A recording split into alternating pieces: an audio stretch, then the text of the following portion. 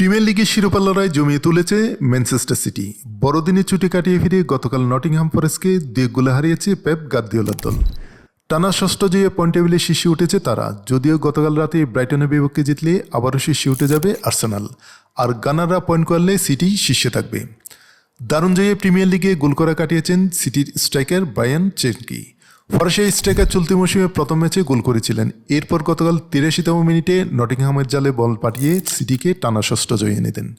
নটিংহামার city গ্রাউন্ডে সিটির প্রথম গোলে অবদান ছিল চেরকির। দ্বিতীয়ার্ধের শুরুতে তার পাশ থেকেই সিটিকে প্রথম এগিয়ে দিয়েছিলেন ডাচ মিডফিল্ডার থিয়েনি রেন্ডার্স।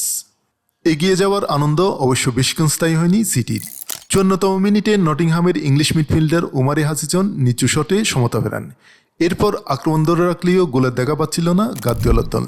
শেষ পর্যন্ত 83তম মিনিটে অপেক্ষার অবসান হয় তাদের। কর্নার থেকে উড়ে আসা বল নিকুত হেডে চেরকির কাছে পাঠান বার্দিওল। ছুটে এসে জোরালো শটে সেটা জালে জড়িয়ে দেন চেরকি।